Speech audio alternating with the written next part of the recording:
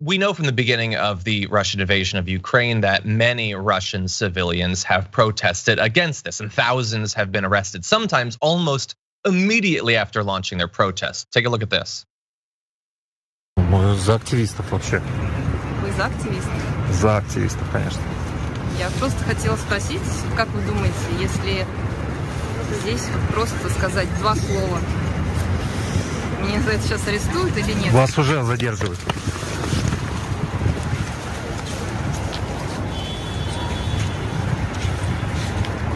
С ума сойти. С ума сойти. Вы это видели, нет? Вы снимаете... Okay, so there are a number of forms of protest in Russia that are not legal, but one form that is supposed to be legal are the so-called independent, the solo protests, where a single person stands with a sign. Clearly, things have changed a lot in the past weeks. That woman held up her sign for, honestly, a couple of seconds, and instantly they jumped on her and dragged her away.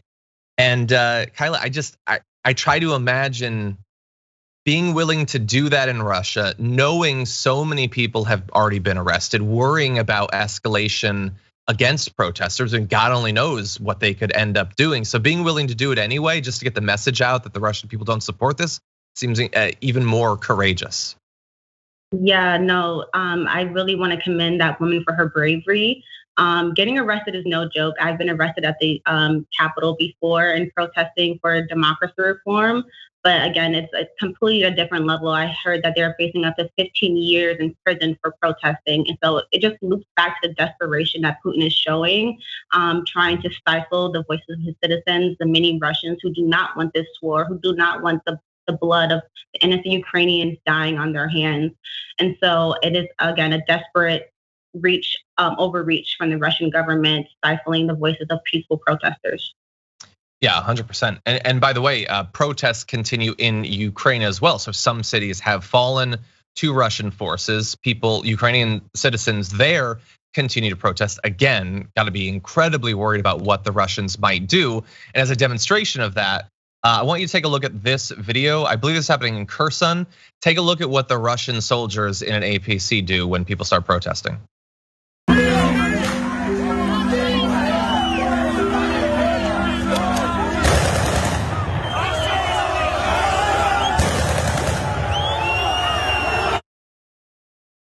So thankfully they were not shooting people, but they were shooting over the heads of people who seemed fairly calm. They were milling about. It wasn't an absolutely massive crowd, but I mean, maybe they're scared. Maybe the Russian forces are worried. Like, remember, they're now occupying that territory. They've got to be terrified that at any second a rocket could come, streaming towards their armored vehicle. They know that they're not supposed to be there. They know that all those people around them don't support it. I worry about the possibility that could go from shooting over their heads to, reprisal attacks against civilians. Again, at this point, still a little bit hypothetical, Kyla, but I am worried about where this thing could go. And that worry is founded. Again, Putin is a desperate man. The fact that he is, again, having people immediately arrested for just holding a sign in protest just shows you the levels that he's willing to go. And so again, I hope for the safety of all the Ukrainian citizens who are under occupation right now. I hope that they continue to, first and foremost, find safety and protection. Their lives are in danger. But again, protesting is their right. And I hope that they can find some resolve within that, standing for the sovereignty of their nation. Yeah. Related to this, I wanted to try to get an idea of, like, we know that there are these mass protests against what Putin is doing. That is great. I wanted to get an idea of, will this affect him domestically a lot? There's been a lot of speculation from the very beginning about the fact that the war is not popular, economic devastation, like their stock market is going to be closed down all this week. It had already been closed down for close to 2 weeks. Like, that is devastating. And so here is what we know. As of earlier this year, Putin, at least according to one poll, had an approval rating of 69% in January that had risen, although it's within the margin of error, to 71% in early February of this year. The highest it's been since 2018 when he was at 79%. Again, who knows how much trust approval polls being done in Russia, but that's what it said. Now, last week there was a telephone poll that suggested that only 58% of Russians approve of the invasion, 23% oppose it. Now, those approval numbers are higher than I would have guessed based on the protests.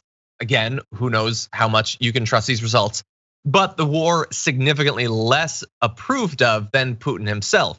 When you combine that now with the economic damage that's being done, I wonder if we will start to see a big fall in his approval rating. It'll take a little bit of time for us to know, but it doesn't seem as if this is the knockout, like I'm gonna rally the Russian people to my side issue that he might have thought when he was planning it.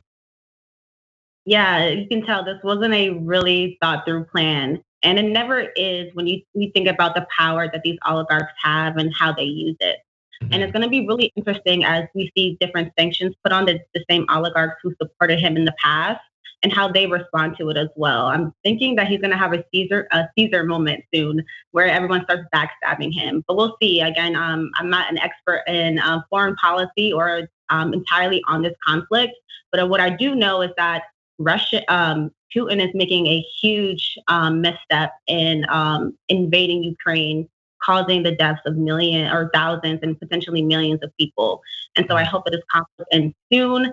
And again, the Russian people will have their voices heard. The Russian people will have their platform, and Putin, his reckoning is coming. Hope so.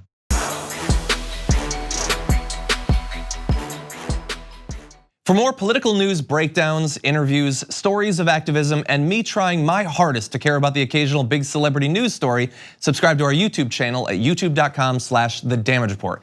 And you can ring the bell wherever it is so you don't miss anything.